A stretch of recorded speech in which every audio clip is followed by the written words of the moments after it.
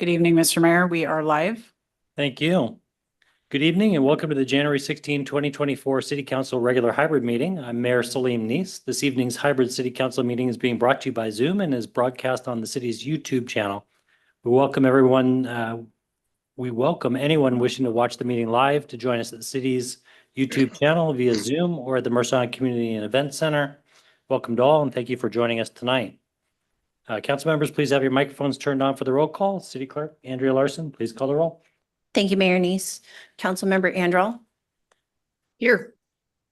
Councilmember Jacobson. Here. Mayor Neese. Here. Councilmember Reynolds. Here. Deputy Mayor Rosenbaum. Here. Councilmember Weicker has not joined us yet, and Councilmember Weinberg. Here. Thank you, Mr. Mayor. Very good. We have a quorum present. Next, we have the Pledge of Allegiance. Council, if you've joined us in council chambers, please stand and face the flag. If you've joined us on Zoom, please mute and turn off your video to ensure the U.S. flag is visible.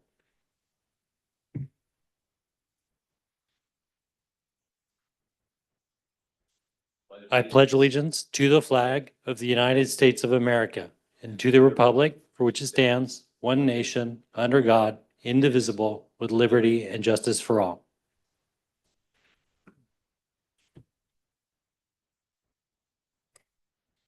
Thank you. We now move to approval of tonight's agenda. If there's no questions, may I have a motion to approve the agenda? So moved. Second. Okay, moved by Councilmember Weinberg, seconded by Deputy Mayor Rosenbaum. City Clerk, please call the roll. Thank you, Mr. Mayor. Mayor Neese. Aye. Councilmember Weicker is still not present. Deputy Mayor Rosenbaum. Aye. Councilmember Reynolds. Aye. Councilmember Andral. Aye. Councilmember Weinberg. Aye. And Councilmember Jacobson. Aye. Thank you, Mr. Mayor. Very good. Motion passes. The agenda is approved. Next up on the agenda, we have the city manager's report, for which we welcome City Manager Jesse Bond. Good evening again. And Casey Thompson will be sharing her screen and helping me out. Thank you, Casey. Happy Tuesday, January 16th. Let's close some of these boxes on my screen. And that one too. All right. Council and community members joining us tonight. This is just a reminder that City Hall is closed. Should you need to access the City Hall team, any of us actually, the best way to do so is via the City of Mercer Island Customer Service Team, and the phone number, email address is there on your screen. Next slide, please. Upcoming meetings. Our next council meeting is Tuesday, February 6th. We have quite a few board and commission meetings coming up. The Arts Council is meeting this week, January 17th. The Planning Commission the following week, January 24th. And then the Parks and Recreation Commission again at the beginning of February. We keep all of our board meetings, calendars, and agendas posted to our website at the web link that's there below on your screen. Next slide, please. City updates. I got a handful covering a range of topics today. First thing, City Council, I wanted to just update you on City Hall transitions and temporary accommodations for our staff teams that have been displaced. The relocation of our municipal court to Newcastle City Hall is almost complete. Technology work is done, the carpet is going in, and movers are scheduled for this week. So many thanks to all the staff and consulting teams that have come together to make that transition happen. I think we're having a problem with this microphone cutting in and out. We are also meeting on site at City Hall with our engineers, our vendor, and our city staff to manage the installation and connection of the police department modular buildings. I think you're aware that we have 2 buildings coming into the City Hall site in the next 4 to 5 weeks that will house police operations, and we'll have a 3rd building coming in a little bit later this year. There's quite a bit involved in bringing these buildings to the campus. We have to connect to utilities and the like. So that is moving forward. We're a little behind, but we've got the right team together to make that happen. We are also here in the Slater Room, our new council chambers, and we are continuing to make adjustments, council, since our first meeting in this room on January 2nd. We've installed a monitor on the back wall. It's no longer sitting on the pedestal. We've removed one of the monitors from behind the dais to give you just a little more room, and we're still working on the lighting. So we'll keep making adjustments, and we certainly welcome your feedback, as well as anyone that's joining us online. If there's anything we can do to improve the broadcast, please do let us know. All right, next slide, please.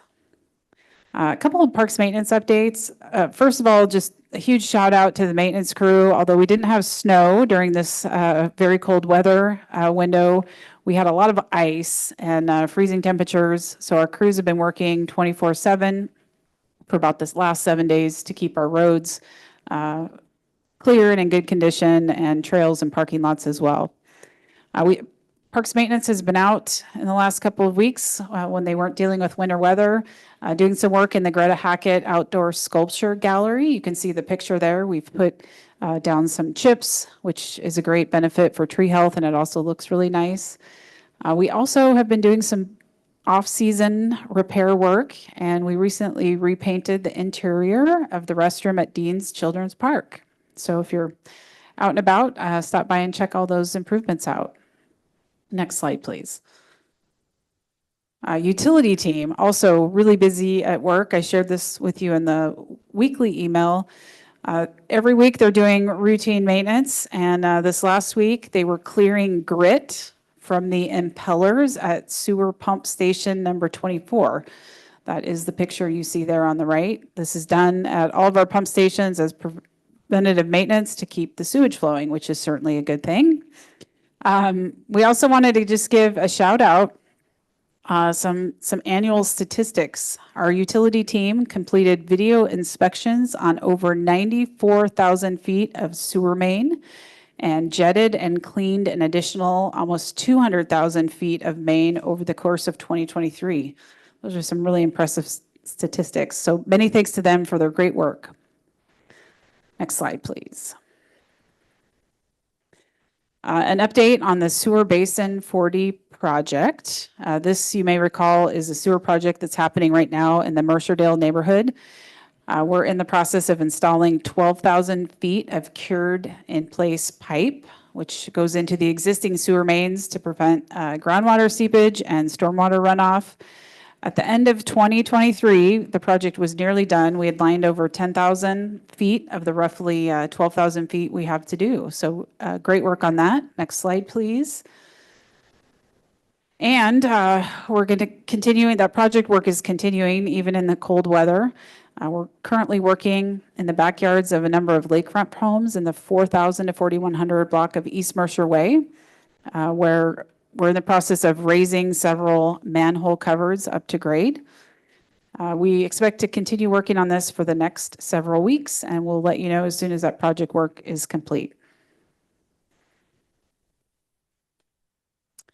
Water system improvements, another major project happening right now. Crews have pressure tested the new water main on 60th Avenue Southeast. This is over in the East Seattle neighborhood where we have a really significant water main replacement project happening. We're in the process of making numerous connections to the new main, and we'll be doing work, and this project will be ongoing throughout January, continuing to make the connections. We're also working on water main installation on 74th Avenue Southeast, which is near 24th and the First Hill neighborhood. There we go. All right. And I think last but not least, on the project update, Council, we just closed the survey on the Roanoke Park Playground. This is the first playground up for replacement under the new Parks Levy. So we'll have more information coming on that. And the virtual public meeting on the playground replacement is January 30th. Later tonight, we'll be providing a capital project update where we'll take a much closer look at all of the projects we've been working on, and also give a report out on the Parks Levy. A few upcoming events.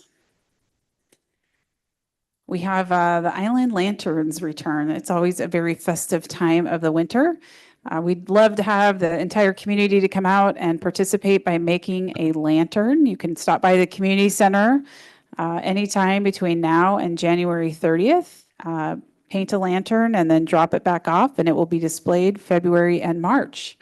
We're also hosting a community lantern painting day on Saturday, January 20th, from 1 to 5 here at the community center. So we invite you to come out and join us for that. Hey, save the date.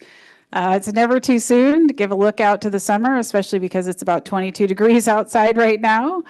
We are pleased to announce that Summer Celebration will be Saturday, July 13th. A very similar program to the previous year. We'll have a daytime festival at Mercerdale Park, followed by fireworks and an evening band and community celebration at Luther Burbank Park. So save the date, July 13th. And a few good news items. We want to say thank you to a very special YFS volunteer. A longtime food pantry volunteer, Mary DeRay, won the Alliance of Eastside Agencies Volunteer of the Year Award and will receive her award at a ceremony at the Together Center in Redmond on January 18th. Certainly a pleasure to work with Mary for all of these years. We thank you for your hard work and giving back to the Mercer Island community. Congratulations. We recently hosted a blood drive. You've heard likely that blood supplies are critically low and have been for quite some time. We hosted a drive last week and provided 40 units of blood. We wanted to say thank you to all of our partners over the last year. We, through those partnerships, including MIPA, who's helped coordinate, we're able to donate 100 units of blood and impact 200 lives. So we're off to a great start and looking to meet that goal or beat that goal in 2024. And council, now some sad news I'd like to share before I end my presentation this evening. I am really sad to share the news that our coworker and friend, Carlene Johnson, passed away on December 21st. Carlene was an individual and family therapist with Youth and Family Services for the past 11 years. Since she joined our team in July of 2012, she's absolutely exemplified warmth, wisdom, and compassion, and just made her an incredible therapist, as well as just an amazing friend and guiding light for our team. We were certainly very lucky to have Carlene on the Mercer Island team for the time that we did, and very sorry that has come to an end. On behalf of the city of Mercer Island, we'd like to extend our heartfelt condolences to Carlene's families, friends, coworkers, and the many clients she served. She will be greatly missed.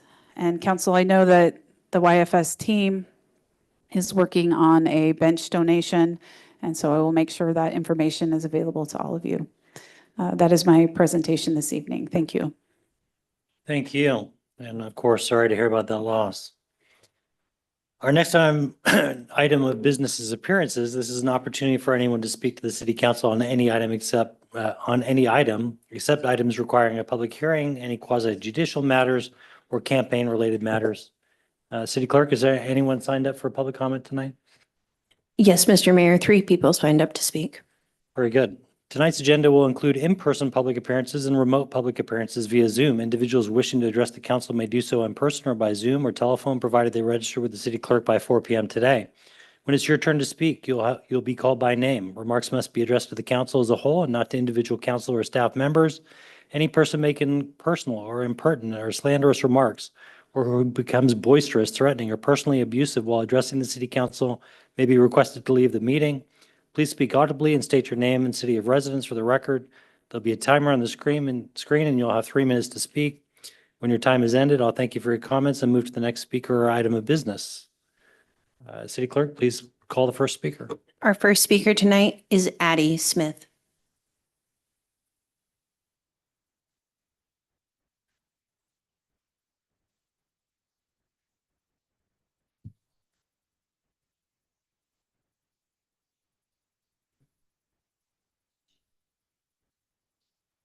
Second call for Addie Smith.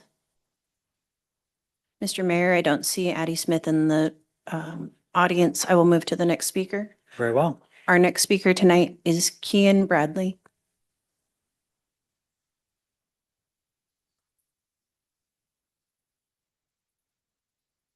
Welcome. Hello, I'm ready to get started. Hello, Council. My name is Kian Bradley. I live here on Mercer Island in the town center. I wanted to address the housing element discussion we're having today.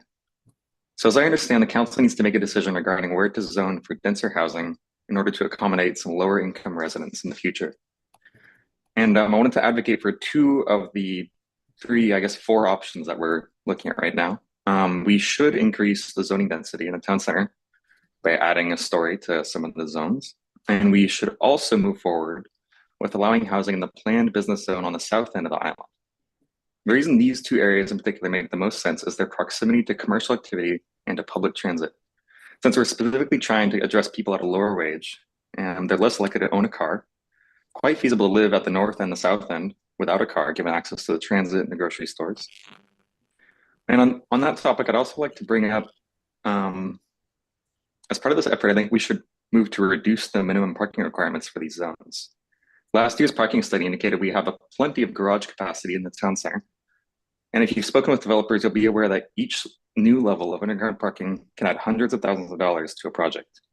That can end up costing something like $50,000 or more just per parking spot.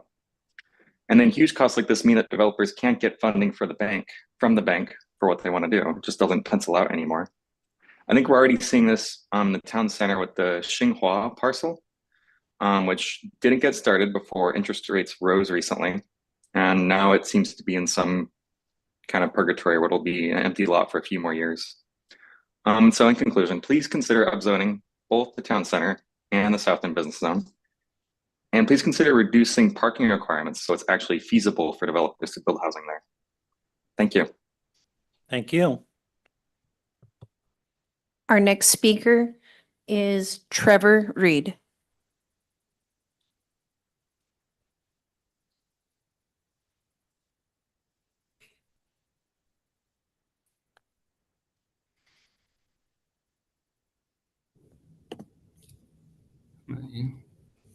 Can you hear me okay? Sure can. All right, thank you. Hi, Council. My name is Trevor Reed, and I'm a resident of the south end of Mercer Island, and I similarly would like to be speaking tonight on the proposed density increases to accommodate more affordable housing options on the island.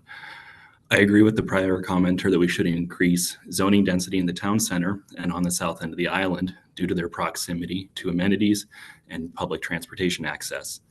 Furthermore, compared to other locations analyzed, they are also the most viable for redevelopment. These locations currently have low intensity usage, exemplified by excess surface parking in old decrepit single level buildings, meaning like they are most likely to be redeveloped and deliver the units we need to meet our growth needs. Critically, the council must rezone to provide capacity and ensure that the capacity increases occur in places that are market viable for new housing. This is why I believe option C is not sufficient. It is highly unlikely existing revenue generating units would be torn down to provide a moderate increase in density. Increasing capacity in an area with high level of development is a dodge of our duties since it would not increase the capacity of market viable development. Option B, furthermore, is insufficient because residents would not have easy access to either transit or amenities. To achieve these housing production goals the most efficiently with the lowest impact, I would also advocate for the reduction of parking minimums at these locations. As council is aware from the Tully site redevelopment and commuter parking proposal, underground parking currently runs near to $100,000 per space in these types of development, which is unfortunately much better than Sound Transit's $250,000 per space. But these onerous costs are passed through to renters and contradict the goal of creating more affordable housing. It bears emphasis that the city found excess garage capacity in its study last year, and many of these units will be located next to light rail, providing connections region-wide without a detrimental impact on traffic congestion. Finally, our city faces projected budget shortfalls, a town center pockmarked with empty parking lots and low-value buildings. While no housing options exist for many of my peers who are now starting families, or options for our parents to downsize, we need housing to restore our community's vitality. In conclusion, please upzone the core and the south end and make sure that it is viable development and not just an increase in density and not viability. Thank you. Thank you. There are no further speakers tonight, Mr. Mayor.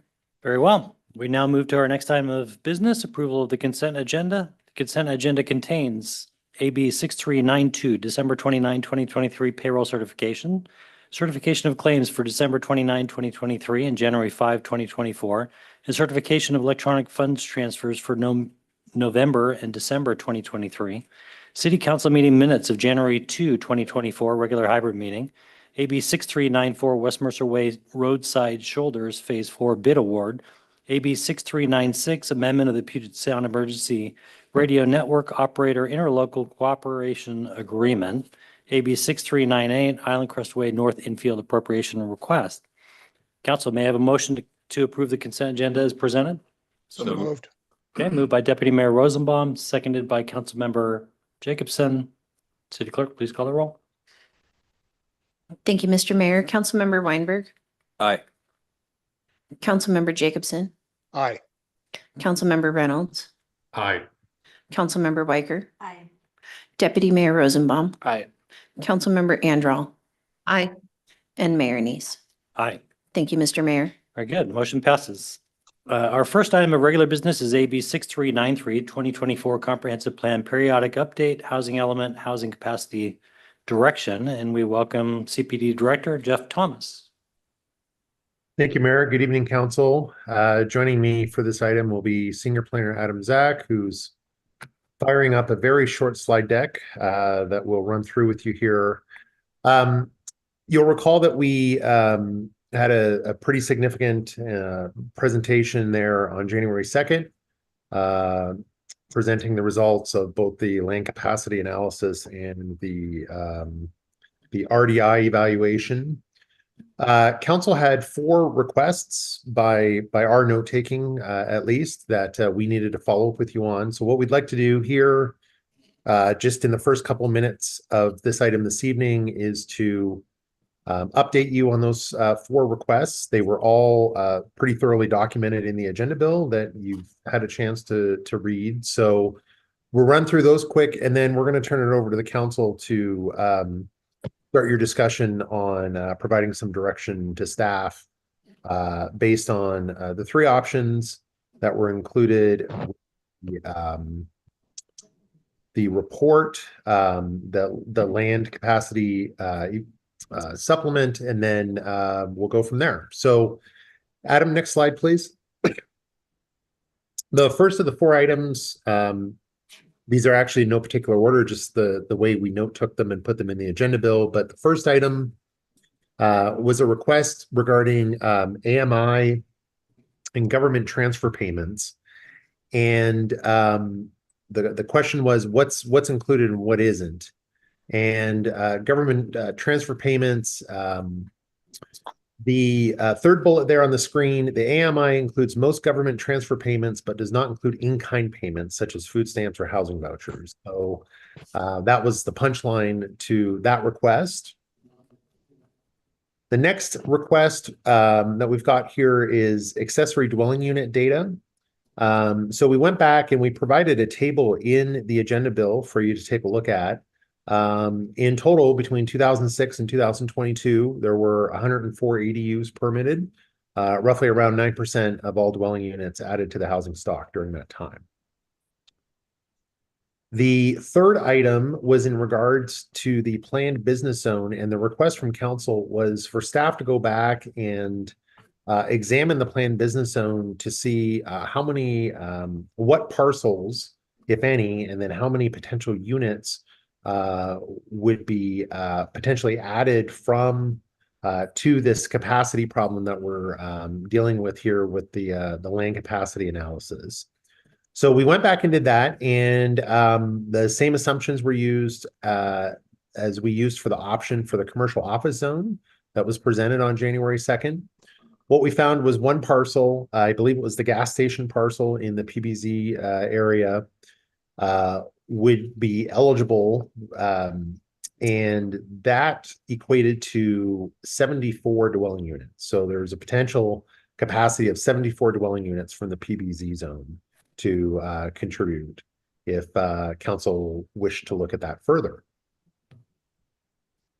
And finally, the the fourth and final request here was a request from council for the counts from source data for the RDI evaluation. It was Exhibit 22 in that document.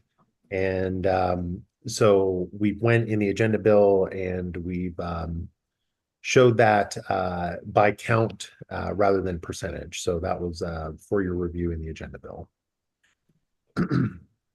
Okay, so where we ended up at the end of the presentation on January 2nd was 3 options from the land capacity analysis to address this deficit of 143 units to show that we've got the demonstrated paper capacity to be able to meet our affordable housing target that we've been assigned through House Bill 1220. Those 3 options are here on the screen. Again, in no particular order, they were increase the height by 1 story in the town center zone, allow multifamily in the commercial office zone, and the last one was increased density in the multifamily 3 zone. So those options are discussed beginning on page 23 of the land capacity analysis supplement that was presented to you on January 2nd. And at this point, Mayor, we're going to turn it back over to you and close the PowerPoint and allow council to get on with your discussion on this subject. Excellent. Thank you. All right. Council, any questions, or if there are no questions, any motions? Councilmember Reynolds. Just a quick question, which I think I understand now, unlike 2 weeks ago. I believe I learned from the mayor and from subsequent conversations with Jeff that the ADU developments, we can't count on those for planning purposes, but once we do realize them, they count towards achievement of plans. Is that, first off, can you just confirm that for the studio audience? Okay. Secondly, is it a correct statement then that if we've gotten 104 units over the last 16, 17 years, and we're shooting for 143 over our horizon, which I believe is about 20 years, there's kind of not, if we build at the same rate on the ADUs, we have at least a decent chance of kind of closing that gap by creating the housing that way. We just can't plan on it. We just know that in the back of our pocket, we'll make it up that way. Is that a fair statement? It'll be unit production, but it's not necessarily going to qualify under the targets for affordable housing. And you and I had the chance to discuss that a little bit between the 2 meetings here, January 2nd and tonight. So there'd be certain hoops they'd have to jump through and to be designated as such, but it is at least possible. Okay, but either way, we still have to plan for it elsewhere because we may not get the other one. So, okay, thank you. Thank you. Councilmember Anderall. Thanks. I had a question from a constituent that I thought I knew the answer to, but I'm advised that she has received different responses from different council members. So I thought we'd just air that out and see what's going on. This question is whether the city has factored in the housing units that will be built on the southwest side of 76th and 27th. I think that's the old Au Chocolat location. Also, housing units that are potentially available in the Tabot Square and the Boyd Building, and also whether housing units that could potentially be built in the Tully's area are factored into our count already. And it was my belief that we had, because we were just adding capacity on a zoning basis, not on an already built basis. But if you could straighten that out once and for all, I'd be very grateful. Yeah, I'm going to ask Adam to pop on screen here. Councilmember, I believe the question is grounded in the urban growth capacity report that the county prepared. So Adam, were you able to hear the question? And yeah. Do you have any response for the council? Sure. So on those sites in town center that might be redevelopable, where there's some development capacity, like the Tully site, we did factor that in if it came out as being redevelopable by the methodology. And then in terms of like the replacement, so in those places where there's maybe a redevelopable parcel that has a couple of dwelling units on it, we factored in those existing dwelling units. And then in terms of like future potential, if there was what we called like a pipeline unit, so something that a permit had been applied for and there were dwelling units within that permit, we counted those as part of our existing capacity. So those were all factored into the capacity analysis. Okay, if I might have a follow-up question, because I guess I'm more confused than ever. So specifically with regard to, let's say the Boyd building, if that were to be redeveloped, does our count of existing units include the maximum units that could be developed on that property? If it were, I don't know off the top of my head whether that specific building was developable.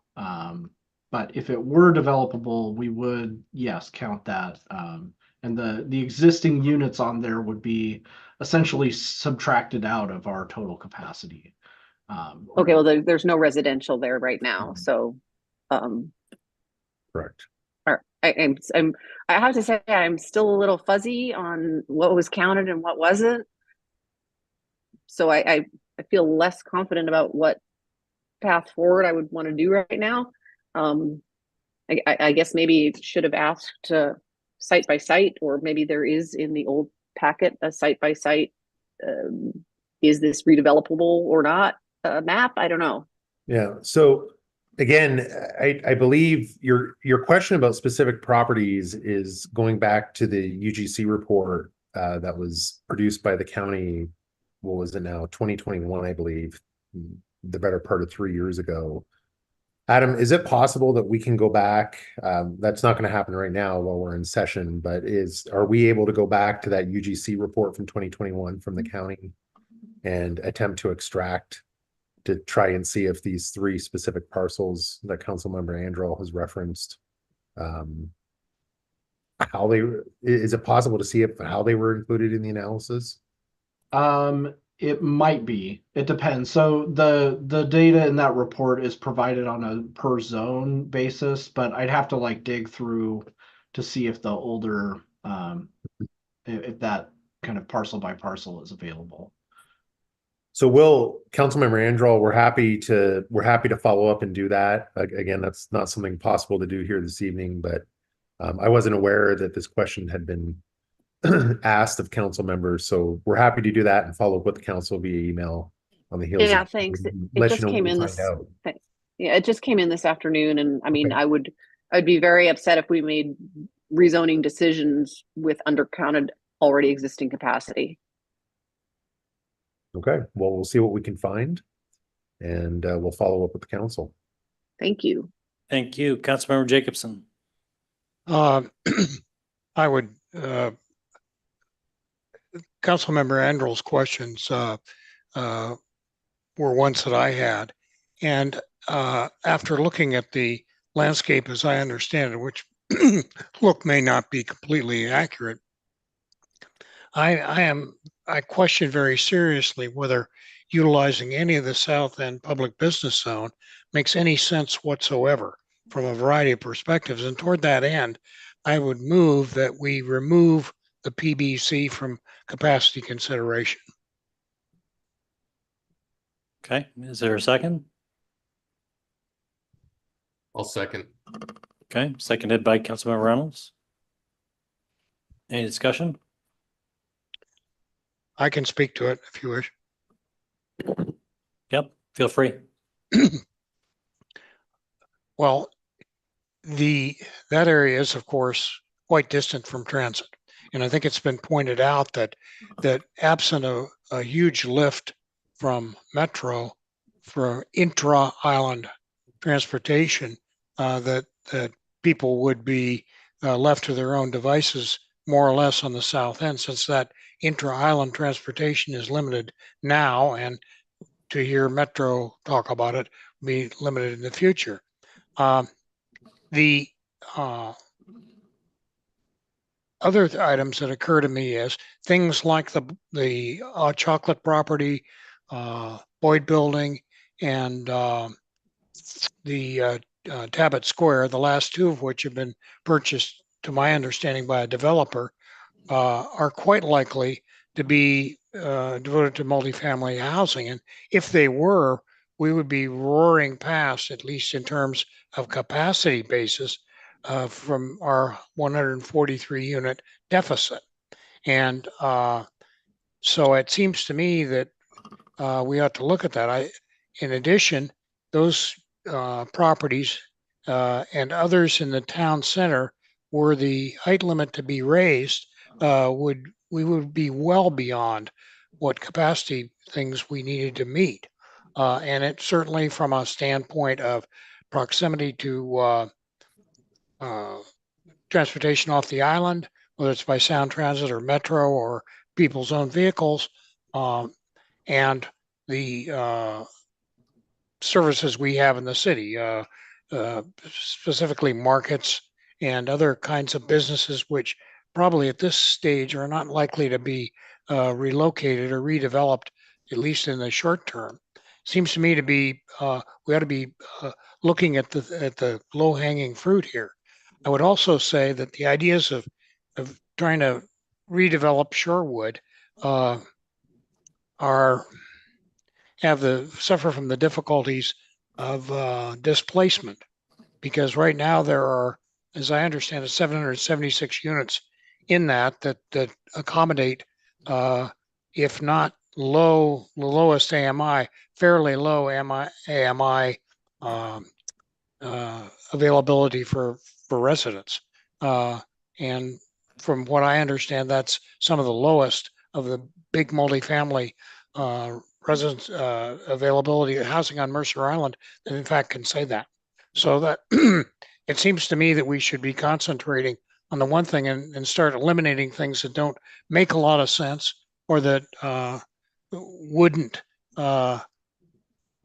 raise traffic and infrastructure and transportation problems. Perfect. Thank you. Excuse me, Councilmember- Mr. Mayor. Yeah. Councilmember Jacobson, can you please repeat your motion? Yes. I move that we remove the PBC area located on the south end of Mercer Island, south of Southeast 76th Street, from further consideration in our capacity analyses.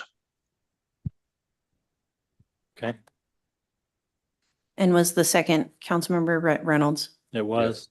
Thank you. Okay, Councilmember Anderl? Thanks. Yeah, I just wanted to kind of, I guess, I don't know if it's a point of order or what, but the agenda bill does not include the PBZ as an option, so I don't know if it needs to be removed.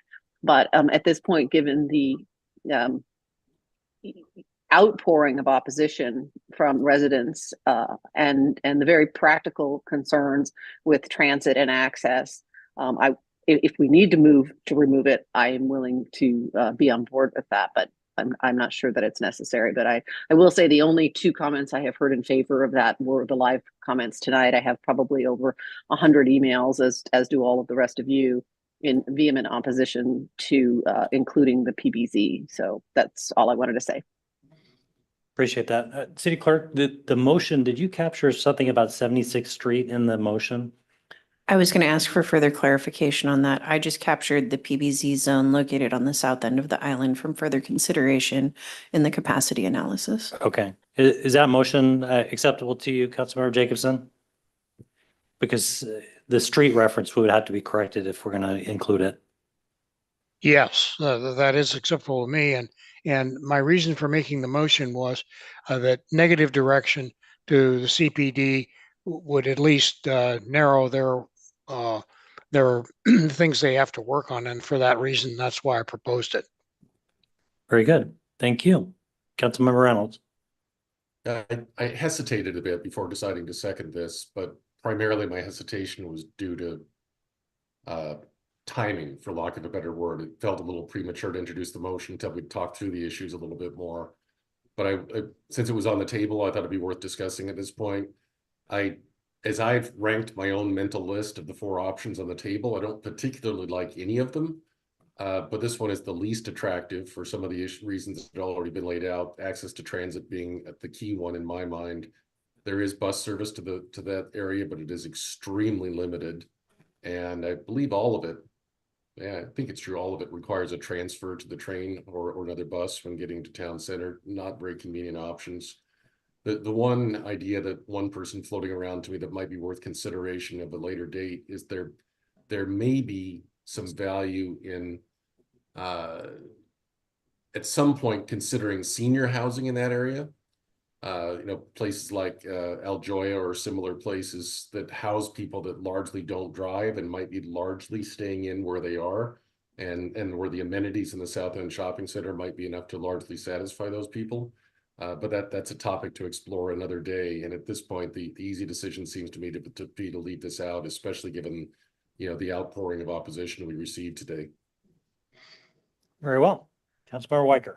I just want to thank staff for pulling the PBZ together at council's request, and you did it quickly and you did it effectively. And I think the resounding feedback we've gotten also reinforces the notion of the original policy we had, which was to keep density at the north end. So I'm in support of this motion, and I think documenting it would be important. So thank Jake for that.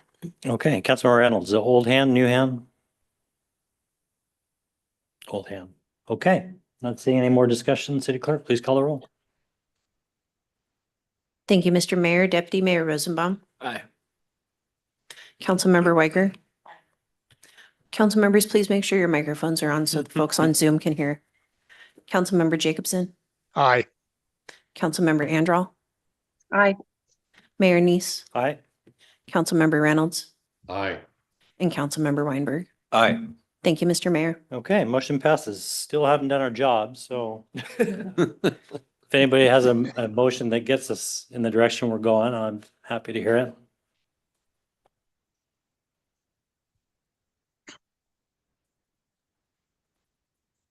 Maybe somebody'd like to, Councilmember Jacobson. Now, I have a question, and that is that if we were to identify the option of increasing the maximum height to permit one initial residential story in town center, would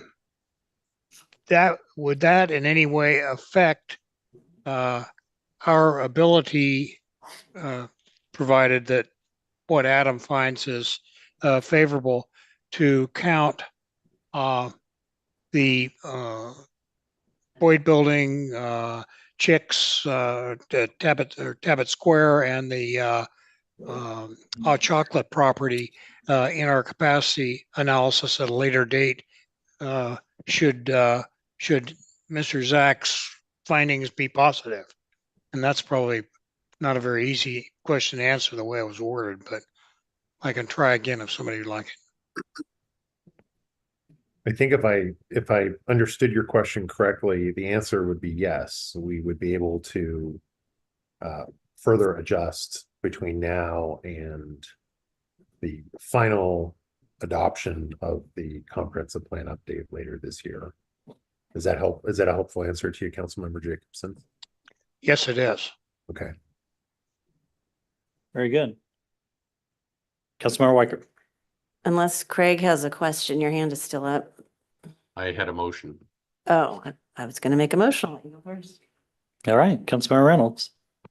Yes, I'm proposing on the fly, which is a little bit dangerous, but I move to direct the housing work group to develop a recommended plan for adding the existing capacity in the town center, but not limited to the add one floor option, with due consideration of the impact on island businesses and a goal of reducing said impact. Councilmember Reynolds, can you repeat from but not limited to adding one floor option? And that's the part I hadn't written down yet, so I can say it again the same way. Not limited to the add one floor option, with due consideration of the impact on island businesses and a charge to look for options that minimize the impact of this change on island businesses. Second. Okay, moved and seconded. Do you want to speak to the motion, Councilmember Reynolds? Sure. As I mentioned earlier, I'm not very keen on any of these options, but it's very clear to me that in the new world and world of climate change and sustainability, getting housing built near town center is the logical thing to do. Get people where the transit is, creating housing in an area that will bring increased customers to island businesses. My big remaining concern with the town center option is, and also getting housing where we already have multifamily housing and we don't have any deleterious effect on residential neighborhoods. My big concern with this option is that even though we've wisely amended the residential code to require ground floor retail, if somebody tears down a strip mall to build a 3 or 4 story mixed use building that is ground floor retail, businesses that were there will be at least temporarily replaced and will probably, once the building is returned to service, be faced with dramatic rent increases. So I think we've got to be creative about thinking about where exactly we put this housing capacity, perhaps putting more than 1 floor in some areas, perhaps exploring other options. I want to really give the work group some opportunities to explore options that might minimize the impact on businesses. Now, let's try and make our charge broad enough that we would give that group flexibility to do that. Okay. I'd also like to make clear that I'm not necessarily saying we shouldn't also consider adding some capacity to the commercial office zone. The motion was not intended to exclude that, but rather that we should at least include this on the table. Okay, very good. Councilmember Weicker.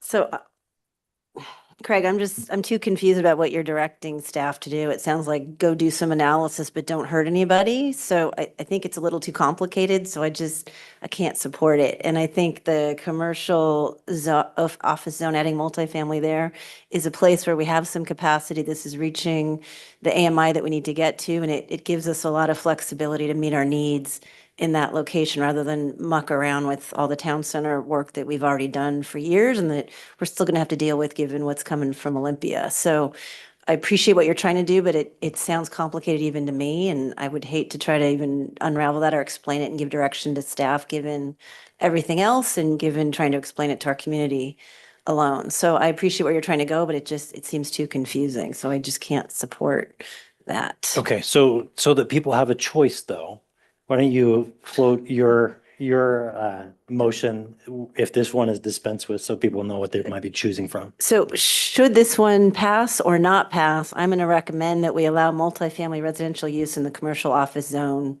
period, and then see where we go. Okay. I'm going to go now to Councilmember Anderell. Yeah, thank you. I was kind of sharing in some of Wendy's confusion a little bit about what the language that Councilmember Reynolds proposed. I thought it had merit, and then I got I missed a left turn somewhere and didn't follow it all the way to the end. If it's been recorded, is it possible that that motion can be put up on the screen so that we can see exactly what it is? And because I process things a little bit better if I have them in writing in front of me. Certainly. City Clerk, is that possible? Yes, I will send Ally the motion. Yeah, either if we can either share it on the screen or just send an email to all of us so we can look at it either way. Yeah, I don't care. I can drop it in a Word document and share it on the screen.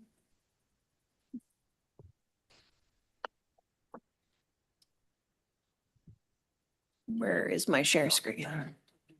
Oh, okay, thanks.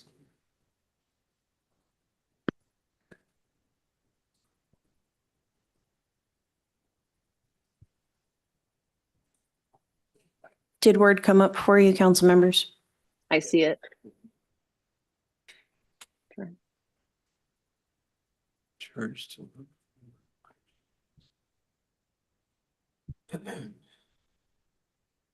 May I offer a friendly amendment to my own motion to clarify some of the wording? Please. Second line where it says the word existing, change that to say required additional. And then on the third line where at the end it starts with 1 floor option, put that one floor option in quotes or as a hyphenated something to make clear that's the current option is to add one floor everywhere in a peanut butter methodology. And I'm saying, let's consider other options besides just that option.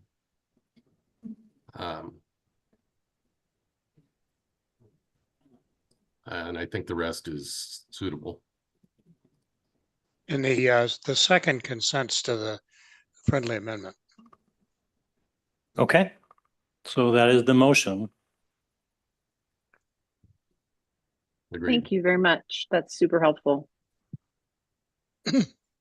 Okay, so should this, I'll call the vote in a moment here, but should this fail, we will certainly move towards additional motions. I'm going to make a motion to just add a floor in town center and then look for amendments to the CO zone. So, Councilmember Jacobson, you have your hand up. Yes, I seconded the motion. I'm in favor of it because I am very sensitive to what my colleague, Councilmember Reynolds, has about what we do to businesses. I'm not really sure that from our place and at our distance, there's much we can do about economic factors. But I think it's worth a try. And so that's among the reasons I seconded the motion, and I will vote in favor of it. Okay, very well. Councilmember Weinberg.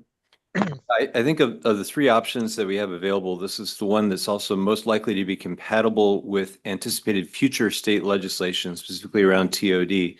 And I think the charge to look for options that mitigate impacts to businesses gives the housing work group flexibility to apply their own creativity to find a better solution. Very So well. I'm in favor of this. Okay, not seeing any other discussion. City Clerk, please call the roll. Thank you, Mr. Mayor. Councilmember Weinberg, Aye. Deputy Mayor Rosenbaum, Nope. Councilmember Reynolds, Aye. Councilmember Jacobson, Aye. Councilmember Weicker, Mayor Neese, Nay. and Councilmember Andrell.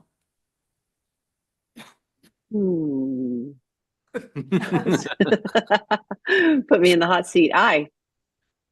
Motion passes 4-3. Very well. Okay. Council, not seeing any other discussion on that. Are we, Council, Director Thomas, do we have anything else on that? Is that all the direction you need tonight? If that is the option as described by Councilmember Reynolds in his motion that the majority of council would like staff to start working on and work with the housing work group on, that is our direction then. Okay. Councilmember Reynolds, was that do you want to add something there? I was just going to indicate that if one of the things we talked about at the last meeting was the idea that it might be wise to overshoot the goal of 143 additional units of capacity, and I still believe there's some merit in there.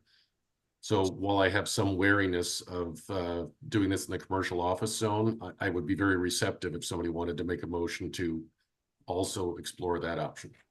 Okay. Councilmember Weicker. I was just going to ask what happens if this motion doesn't actually result in the housing units that we need. So Director Thomas, do we need to do another motion or let you do your work for 6 months and come back and say we couldn't hit the target because we're going to displace half our businesses with upzoning eventually anyway? Like, what happens if you can't reach the capacity with that motion? Yeah, well, let me start answering that question by just saying that it's going to be more like 2 weeks instead of 6 months, but because we're going to be convening the housing work group here shortly. But to answer the bulk, the main part of your question, if the staff and the housing work group are not able to come up with 143 unit capacity in the town center as a result of the motion that's passed here, then we're going to have to look elsewhere for the rest of it. That is Okay. Let me make a motion that will make our lives easier once Chinois develops. I move to add multifamily residential as an allowable use to the CO zone parcels not directly abutting single family zones. Second. Okay, moved and seconded. City Clerk, do you want me to read that slower? Move to add multifamily residential as an allowable use Not directly abutting single-family zones. to CO zone parcels not directly abutting single-family zones. You got it. I just had to type. Okay. Council, any questions, discussion? Deputy Mayor Rosenbaum. Yeah, I think this is I sort of can hear in Jeff's voice what he thinks the outcome of the motion we just passed will be. And I think that this one does make a lot of sense. You know, part of my concern about not so much the process, but sort of the hand that we've been dealt is that we've been given different requirements every year from the state legislature. And I think there's another one, at least one, you know, pending right now, that the housing work group can go do their work and come back to us. And by then we might have an entirely new set of requirements to consider as part of our comprehensive plan. For a city like ours, it is very difficult to have this sort of, it feels a bit like chutes and ladders. I think we all share the goal of wanting to have housing available at all income levels for different people, you know, to live on Mercer Island. And it's very hard when the goalposts keep moving, and then how we can do that, where we can do that, where we must do that, versus what makes the most sense for the city. So I will support this motion, but I do want to take a minute to get on my soapbox here to say that I'm frustrated with some of the process that we're seeing, and how we are sort of forced to do this in a really piecemeal approach, as opposed to a more thoughtful, you know, approach that's already laid out in various planning cycles. Well said. I share that frustration. Councilmember Reynolds. Yeah, a quick question for you, Mr. Mayor, and then maybe a comment depending on your answer. Was your intent to is the motion just to change the zone, or is the motion to send this to the housing work group to evaluate and make a recommendation considering that option? It's adding a use to the zone. The work's going to go through the housing work group. We've decided that as a council in terms of our comprehensive planning process. So I don't think that's a necessary component of the motion. Okay, so is it necessarily tying the You hands of froze. the work group the way you've You froze there. You want to start over? the regulation that they'll have to approve it? I'm sorry. Sorry. So I worry that the way you've worded the motion makes it sound like the housing work group has to approve this, and they don't have any option other than to do it. If the housing work group, could they look at this and say, no, we don't want to do quite what he said? Do we have the flexibility to do that? Well, I'm not a lawyer. We can ask the city attorney.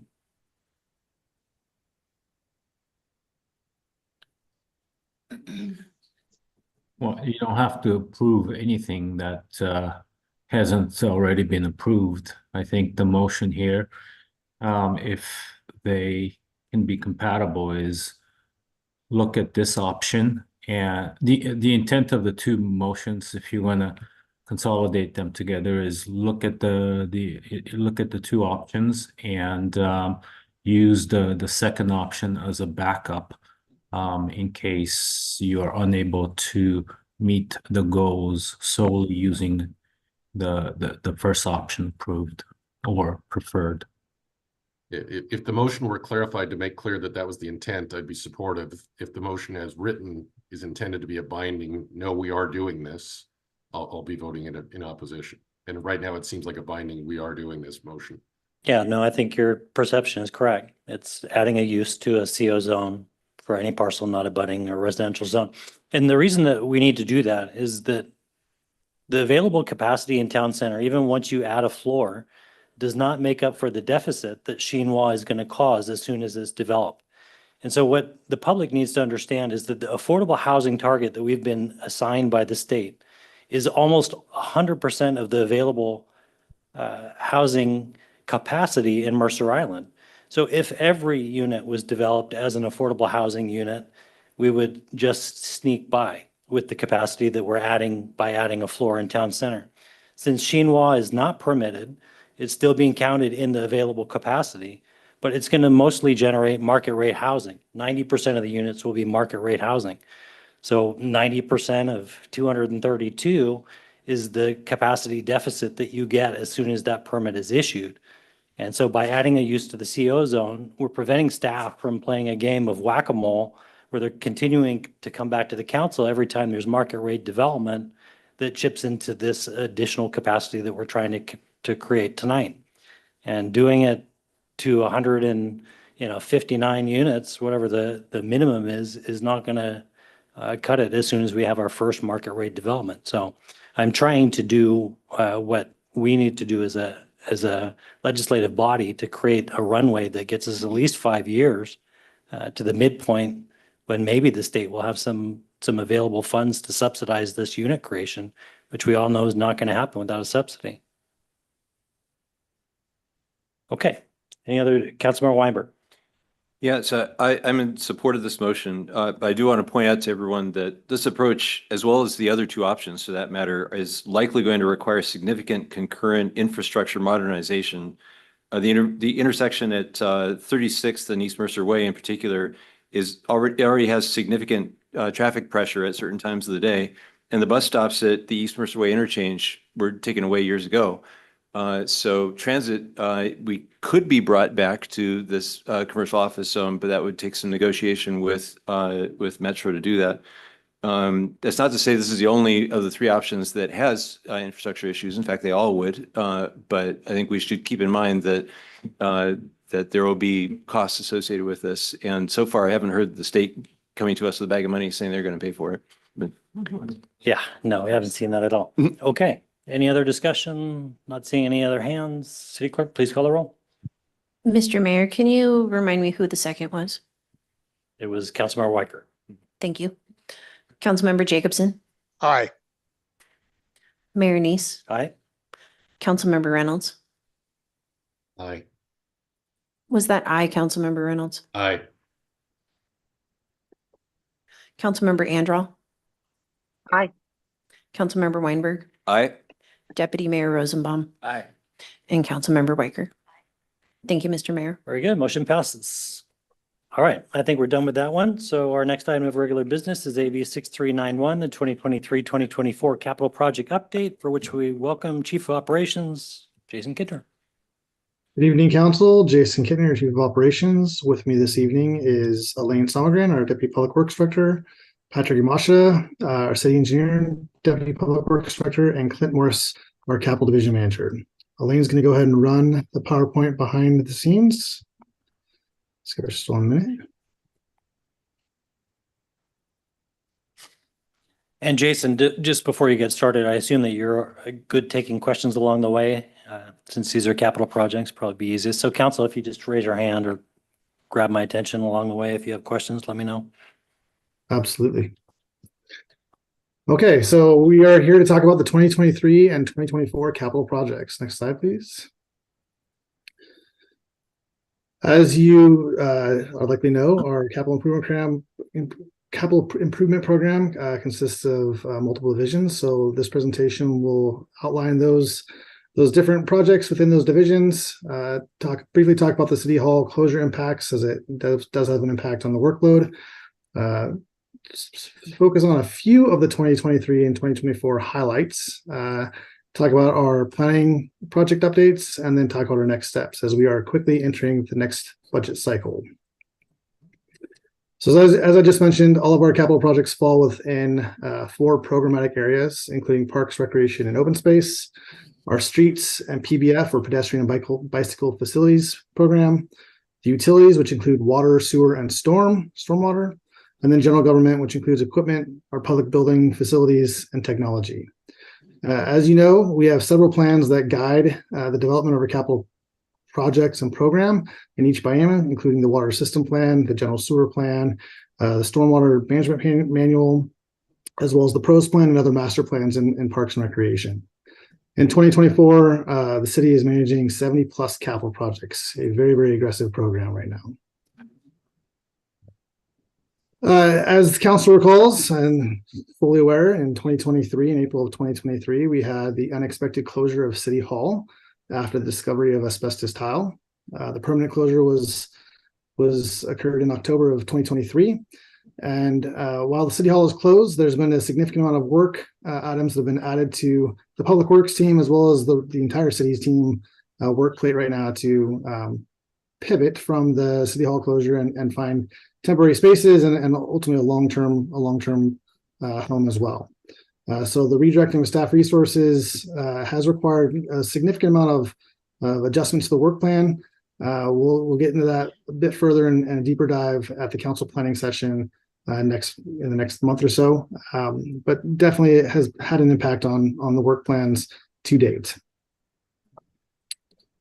But let's get into the 2023 and 2024 highlights. This is the fun stuff. It's been a very busy year, and it's going to be a very busy year looking forward. So with that, we will start with our utilities on the water program.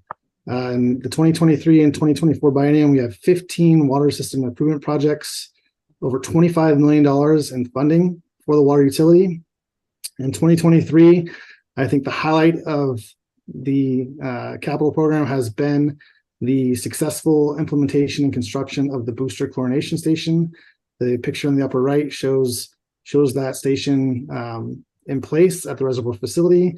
I've been told it is in place. It is operational. We're doing some minor tweaking, things like that, but it is fully operational at this point in time, and has been a long time coming. As council may recall, this project came out of the 2014 water advisory. This is probably the last major project, an operational change coming from that action plan in 2014. And so it's a huge success that this is in place and operational now. As the city manager referenced earlier, we have ongoing capital projects, water projects that are called the water system improvements. This is basically an annual program where we're replacing underage, undersized or outdated water system improvements, including water mains, water meters, PRVs, different infrastructure associated with the water distribution system. These projects are identified in the water system plan.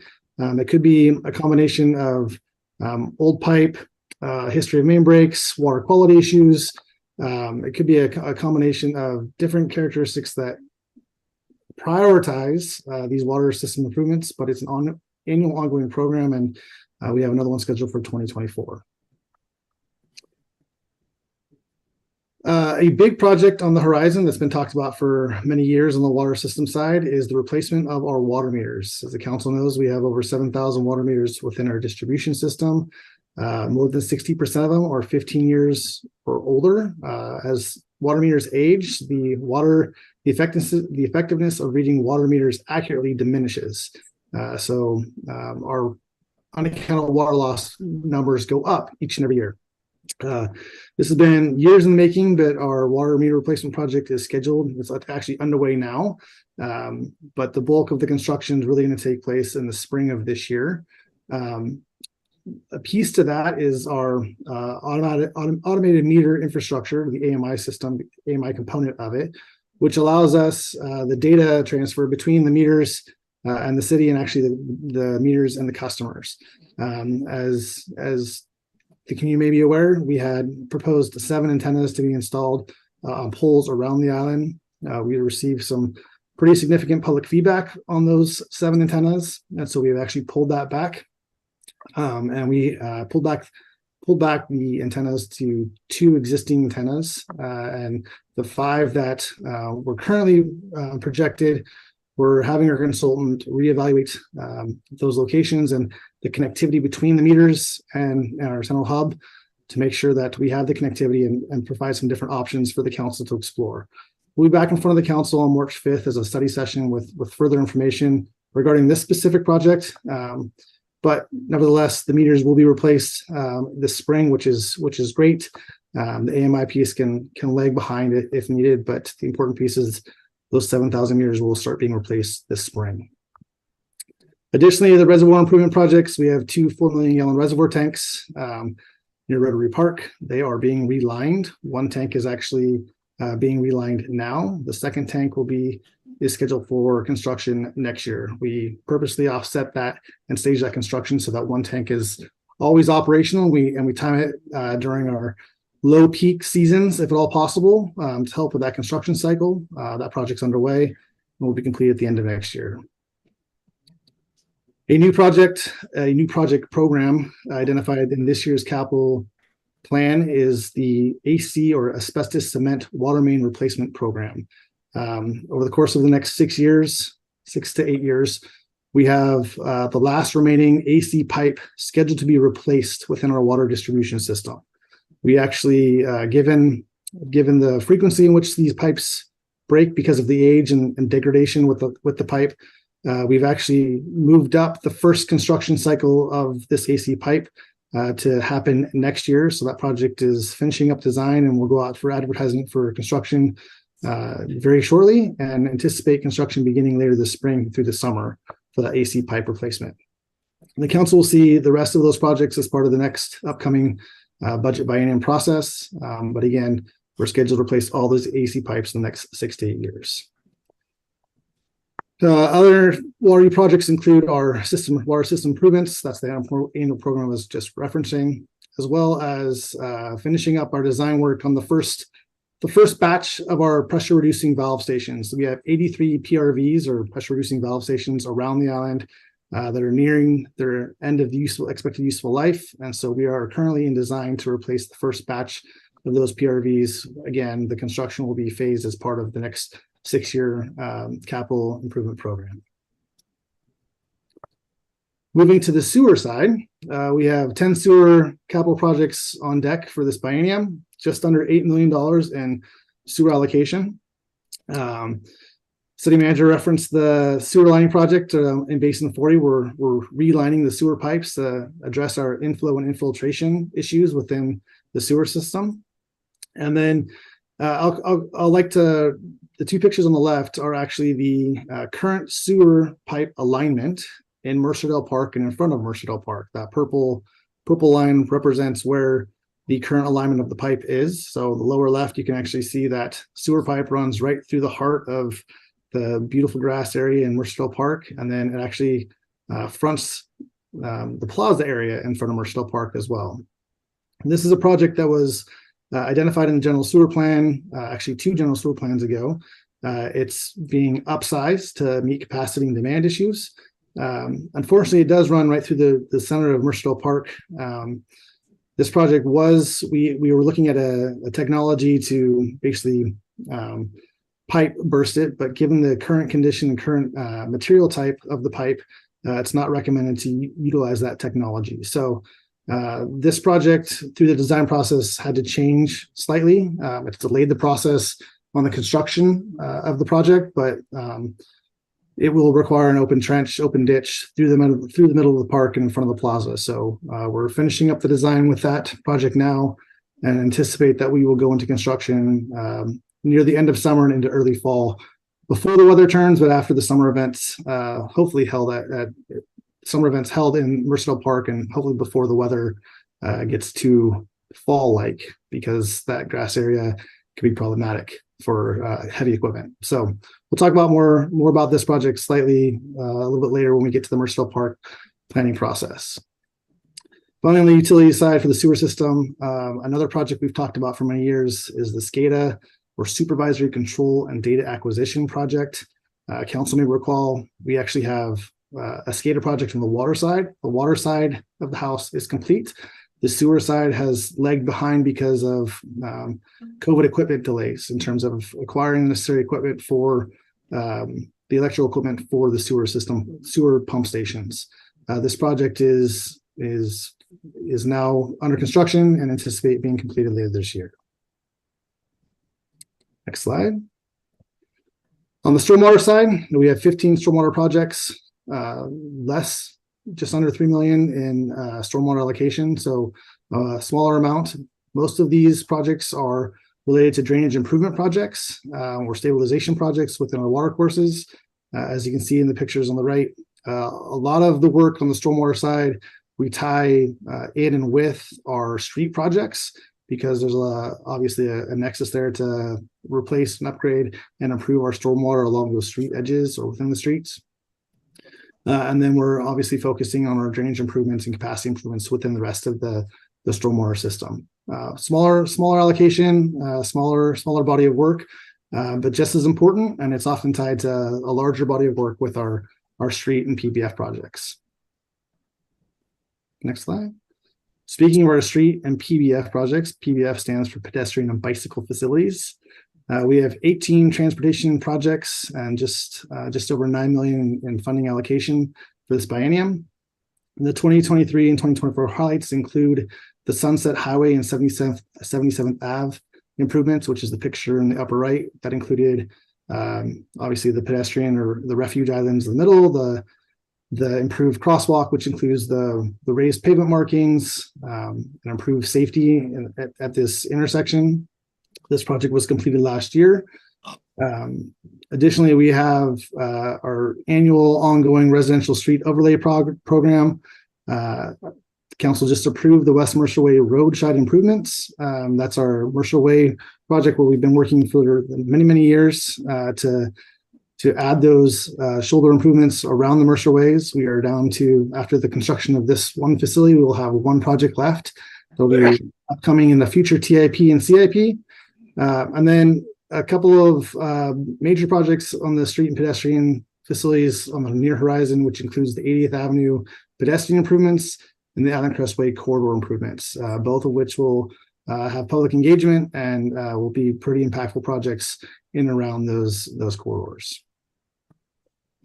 Next slide. Moving to parks, recreation, and open space, we have 23 capital park projects, just under 8 million in funding allocation. Obviously, the highlight for 2023 has been the addition of the bike skills area to the Dean's Children's Park, which is obviously pictured in the upper left-hand corner. But as we look ahead to 2024 and 2025, really, the waterfront improvement projects at Luther Burbank Park. So this will be a phased construction approach. Phase 1 will happen this year, which will include work in the boiler building. Phase 2 will include the plaza and the overwater structures. That will likely begin construction later this year in 2024 and carry into 2025. As you know, work around the shoreline and above the shoreline often requires many permits, and we have to work within the approved fish windows for that work. So depending on timing of permits and getting construction lined up, we anticipate that part of that phase 2 construction will happen later this year, but the bulk of the overwater work will actually take place in 2025. As you can see on the lower left-hand corner there, that's the South Shoreline project where we had significant volunteers participate in helping replant. I would consider that part of the first introduction to the waterfront improvements as it ties some great spaces in Luther Burbank Park together. Next slide. Although we've had a ton of brick and mortar projects for 2023 and 2024, we've also had some significant planning projects on our workload, our work plan as well, including the facility condition assessment. We have the Clark and Groveland Beach joint master planning process, and then the Mercedale Park master plan process in this biennium. The facility and condition assessment is broken into 2 phases. The first phase includes obviously Mercer City Hall, the Public Works Building, the Community and Event Center Annex Building, which is the building behind the Community Center, the Luther Burbank Admin Building, the Thrift Shop, and the former Tolly's Building. Phase 2 on the next slide includes the fire stations as well as the Mercer Community Event Center.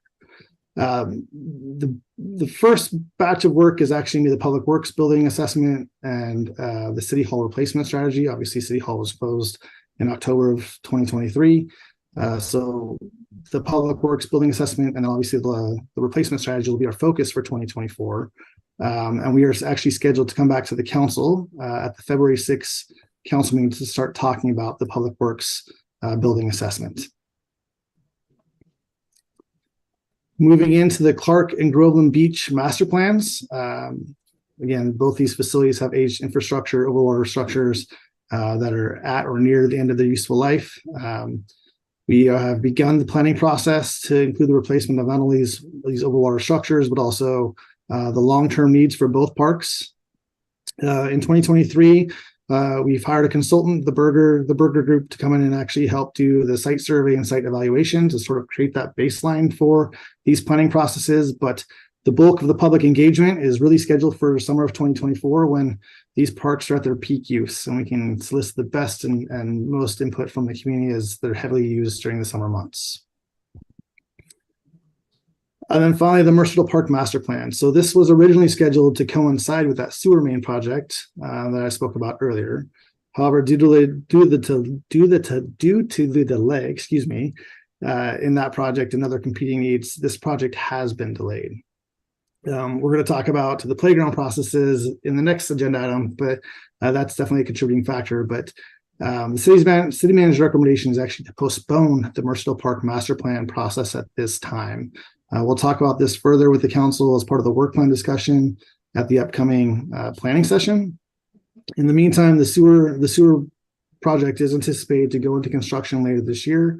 It includes replacing, upsizing that undersized main that runs right through the middle of the park. We are looking at relocating that pipe to the perimeter of the park.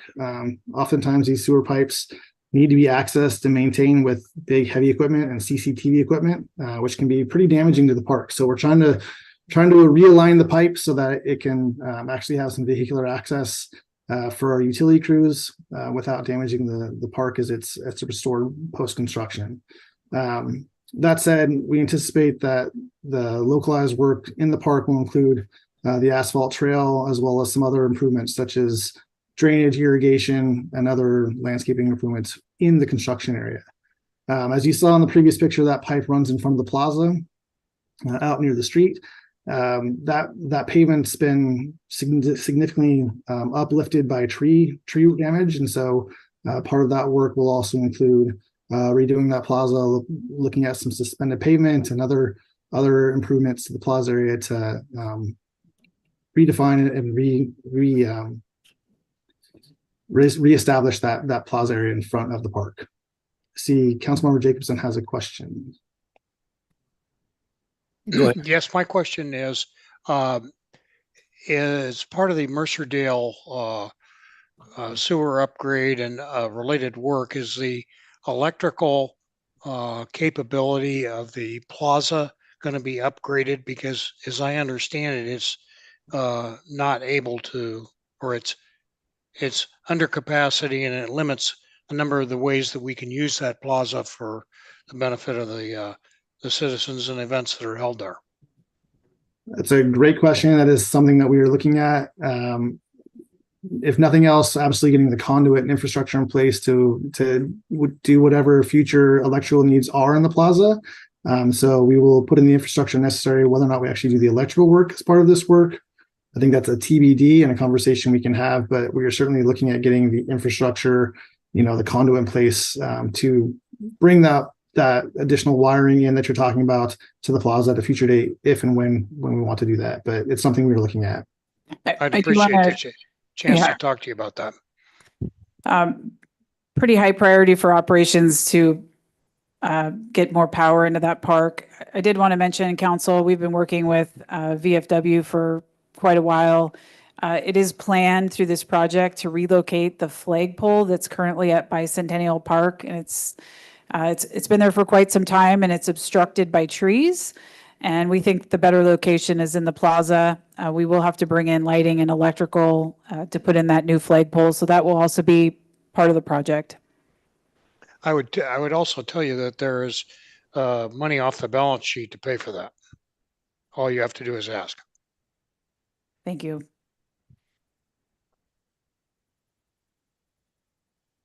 So our next steps, we have our March 1st City Council planning session, and then obviously we are quickly moving into the development of our 2025-2026 capital improvement program as part of the budget process. So it's been a very, very busy and active year. We have a very busy year in front of us, and I've got the A team here with Public Works behind me or with me. So if there are additional questions on these projects or other projects that are identified in the agenda bill, please let us know. We're happy to answer your questions. Looks like we have one from Councilmember Anderl. Thanks. Yeah, congratulations on all this work and progress that you made. It's exemplary, really, and really the core functions of the city. So congratulations to you and your team. I really appreciate it. The question that I have is, remind me again of how many meters are going to be replaced. Is it in the 7,800 area? I'm going to ask Elaine to step on. It's you're close. 76. Elaine probably has the number right off the. Go ahead. Good evening, Council. Elaine Summergren, Deputy Public Works Director. It's actually a little bit of a moving target, Councilmember Anderl. It's about between 7,800 and 7,900 meters. But just so you know, any meters that are coming up for replacement over the last few months have just been automatically switched over to the new meters, which is why that's a little bit of a moving target for us. And I'll also tie into that too. So any of the water system improvement projects that we have done that I referenced earlier, if there's meter replacements as part of those projects, we've been replacing with the new meters as well. Okay, thanks. Hey, well, so the follow-up question that I have is, I always took the 7,800 number, which is what I remembered, as a proxy for the number of households within the city. But yet in the prior presentation on the housing element component, we see that there's over 10,000, close to 10,200 households in the island. I don't know if all of that can be reconciled by the fact that not all apartments are individually metered. Who would be the best person to help me stitch those two numbers together and figure out how to have them both live in my head at the same time? So we can work.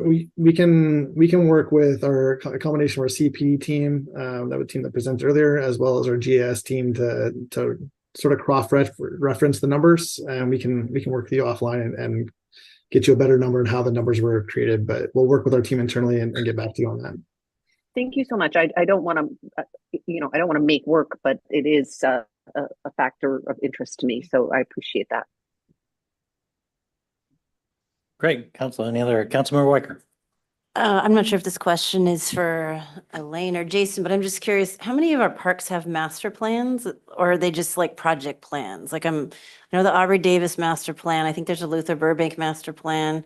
Mercer Dale, it's this project and public engagement. Can you remind me kind of what are where are our plans and which ones are kind of project oriented? So you have the overall Parks and Open Space Plan, the PROS plan. And then you reference the three other master plans that we have, which is Luther, Aubrey Davis, and then the Mercedale Park master plan that was created in the late 90s, early 2000s. So the Clark and Groveland master plan will be your next iteration of that. Thank you. Okay, Council, I'm not seeing anything else. I appreciate the update. Nice work on the capital projects, the whole capital team. Our last item of regular business is AB 6395 Parks Levy Annual Progress Report, and we welcome back, who hasn't strayed very far, CP. Yeah, Jason Kittner.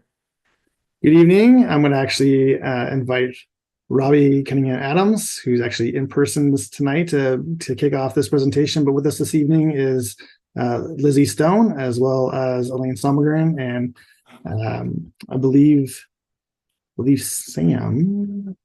Anyways, Elaine Summergren and Lizzie Stone are both here.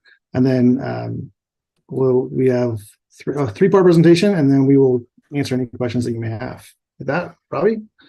Oh, good evening, Council. I believe Elaine will be sharing a presentation here on the screen. There we go. Excellent. Go ahead, next slide, Elaine. So in this presentation, we'll be, reviewing kind of a year in review of the Parks Levy that was passed at the end of 2022. So last year was the first full year of funding for the new levy. So I'm going to give a little bit of a review and background of what was in the levy, what was passed. And then we split the kind of report into three sections, one on the base part of the levy. And then we'll have Jason will kind of go into the playground replacement section, and Lizzie Stone will be discussing forest management. And then we'll kind of conclude with some next steps, things to look forward to in this year. Next slide, please. So again, as a reminder, Council, the Parks Levy was a 16-year renewal that was placed on the ballot in November of 2022, which thanks to the voters of Mercer Island was passed with a majority of 64%. This renewed levy continues existing previous funding for parks operations and maintenance, in addition to adding funding for playground replacements and Pioneer Park forest management. Next slide, please. So you'll see in the table there it's showing a comparison of the previous levy in 2022 to the funding levels we received in 2023. So we increased funding from $980,000 to $1.6 million in 2023. And so when we talk about the base levy, we're talking about those first 5 categories you see in the table. So that was the existing kind of funding buckets of the old levy: Luther Burbank Park, parks maintenance, small capital projects, open space management, Pioneer Park management. And then the additional kind of buckets of funding we added in the new levy, funding 100% of playground replacements in that time period, and the forest management plans of the project there. Let's see. And one thing we did commit to with the levy is to come back to you every year annually to report on the progress of the levy and what's been going on. So we'll go next slide, please. So I'll be talking about the base levy. So this includes, continues the funding priorities of the previous levy, including covering the full cost of operations and maintenance of Luther Burbank Park. Additionally, we use some of this money to support operations and capital projects in other developed parks, open spaces, and athletic fields. And in 2023, this portion of the levy was $989,000. Next slide. So in Luther Burbank Park, this levy funds everything about operating this park. So it's staffed daily, especially in the spring and summer peak season. Everything of daily tasks: emptying waste receptacles, cleaning the bathrooms, removing litter throughout the park. We do regular landscape maintenance, mowing, leaf blowing, line trimming, and brushing trail edges and maintaining trails. Next slide, please. A couple specific highlights from last year. There's 2 high-use playgrounds in the park, and these are inspected regularly by staff. And this last year, we installed new engineered wood fiber chips around the playground structures, and the slide was replaced. In this last summer, we put some extra work into maintaining the swim beach area, including we installed new swim lines, and we servicing the seasonal restroom there. I certainly remember this, but there was quite a number of wasp activity throughout the whole state and here on the island. And so that was required a bit of staff intervention. And then you may remember the rainstorm in late November that we used levy funding for the necessary additional maintenance of the stormwater system in the park and the repair of several trails. Next slide, please. Additionally, the base levy funds open space vegetation management. To differentiate, this part of the levy focuses on the open space areas outside of Pioneer Park and Engstrom open space. So these funds, in combination with capital funding elsewhere in the city budget, are used to continue forest management across the city's 21 public open space properties. This includes ivy removal from trees across 5 acres. Almost 2,500 trees and shrubs were planted, and the maintenance of 1,100 previously installed native plants. This year, we had expansion of the city's volunteer program, which held 61 events across 13 of the city's open spaces. Next slide, please. I believe this fields maintenance and operation. So, as a part of this levy, we maintain more than 200 acres of parklands, including upkeep of sports courts, landscaping and lawns, restrooms, trails, and playgrounds on them. These funds, in conjunction with user fees, also support the maintenance of several athletic fields, including Ironcrest Park and Homestead Field. Next slide. And I'll turn it over to Jason Kittner. Thanks, Robbie. So another key component of this levy is obviously the playground replacement. So Mercer has 18 playground structures. 15 of these structures require the replacement through the life of the parks levy. Council may recall that the average lifespan of a playground structure is anywhere from 15 to 20 years. And so the parks levy funds includes the replacement of the playground structures in need of replacement during the life of this levy. Just over $400,000 was budgeted for the portion of the parks levy in 2023 for playgrounds specifically. Next slide.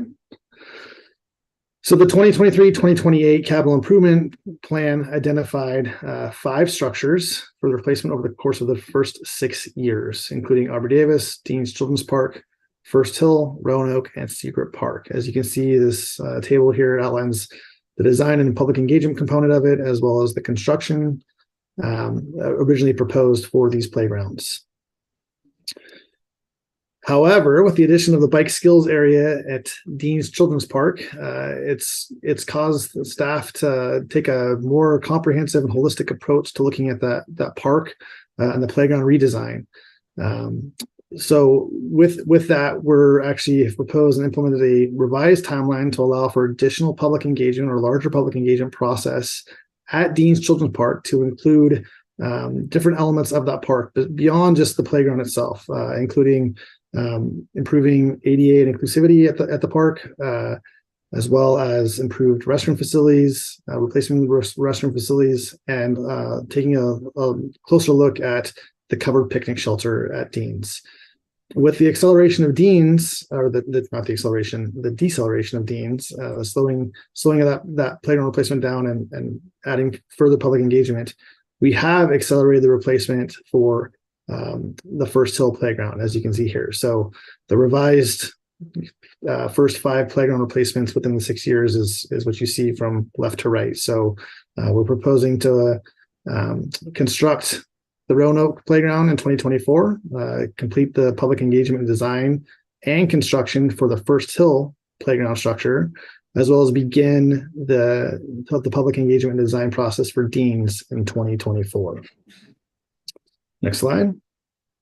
So Roanoke, this is the playground slated for replacement first and foremost. The Burger Partnership has already begun developing the concept, which has been posted, and the survey is actually run on Let's Talk. The survey just closed. We received over 158 responses on the proposed concept, and those survey results are they will inform the public meeting, which is scheduled for January 30th on Zoom. So anybody who wants to participate in the public engagement process for the Roanoke Park Playground, please register on Let's Talk for that Zoom public engagement meeting on January 30th. And again, those concepts and the survey questions are posted on Let's Talk as well. Moving back to Dean's, again, a portion of the playground was scheduled for 2023 originally, and that's the castle structure you see there on the right. You may recall that Dean's is a little bit fragmented in terms of the playground structures. There's sort of a piece here and a piece there. There's a digger tool in one section. You've got the castle, and then there's a larger play element. They're separated. They have walking trails and paths in between them, but the actual structures themselves are separated. The castle is actually scheduled for replacement in 2023. However, as I mentioned earlier, the addition of the bike skills area, and then just the current condition of some of the park amenities in and around that area, as we were looking at the park itself and starting to talk about the playground, I was like, look, we gotta address the restroom that's right here, and the picnic shelter as well as part of this design. And Dean's Park really creates a great opportunity to improve ADA and inclusivity, access, and improvements at this facility. And so we want to slow down this process at Dean's, do additional public engagement, and move into do design this year and construction in 2025. Again, that public engagement will really kick off this year, and that will really feed into the design and the comprehensive and holistic approach for Dean's Children's Park. As we mentioned earlier, though, with sort of the slowing of Dean's, there was an opportunity to accelerate the First Hill playground. This was originally planned for design and construction in 2025 and 2026. However, we're moving this up. Burger has begun the site evaluation and surveying work for this park. And we expect that this First Hill will lag a couple months behind the Roanoke Park Playground timeframe. So both projects are underway, and we look to get both of them constructed this year, probably within a couple months of each other. The big issue for us right now is the lead times on the equipment, on the manufacturing equipment. So Burger and team are working on trying to expedite that as much as possible once we finalize the designs for these areas. But we're really looking to get these playgrounds open so they can be used this year if at all possible. Jason, it looks like you have a question from Councilmember Reynolds. You can certainly wait till the end if it's more convenient. No, go right ahead. I'm just curious about the Dean's Playground. You outlined a couple of things that were not really in the category of playground replacements, the picnic shelter and the restrooms. Do you anticipate being able to cover that cost out of the allocated playground funds as well, or do we need separate budget authority for that somehow? Great question. I anticipate we'll need separate budget authority. We are working with the city manager as well as the finance office to identify what those funds are, but definitely will require additional appropriation outside of the playground funding for those. If I can just add, I know additional appropriation request has everyone's attention at this point. I think it's really important that we go through the exercise of relaying out that playground area such that even if we don't have the money right now for the new restroom building, we at least know where it's going so that we can put it in phases and not have to continue moving around equipment. Ideally, we'd love to come up with money to do a new restroom, a new picnic shelter, and the playground. That may not be possible, but at least we'll get the site plan ironed out for future planning and future funding decisions. I commend the staff for thinking ahead and considering everything. It's fully appropriate. I'll also add that we're as I said, we're moving into the budget cycle, and so this will be, as we go through the design and engagement process, this is the perfect opportunity to work into our budget cycle as well. So we'll have those costs identified. Very good. Guys. Deputy Mayor Rosenbaum. Jason kind of mentioned this or hinted at before, but if I remember correctly, there was a pretty big backup with the playground equipment. Has that recovered at all? I think there was like a fire at one of the producers. Is that correct? Is that? Yeah, you are recalling correctly. So when we were constructing the Mercer Park playground, there was a equipment fire at the manufacturing facility that delayed playground equipment. There has been a lag in the manufacturing of playground equipment. Like all things go, things are slowly starting to get better. But I couldn't tell you exactly, how quickly or how far behind they are at this point in time, where the Roanoke pieces will shed a good light on terms of what that delay possibly is. And so we'll keep you posted. Great, thanks.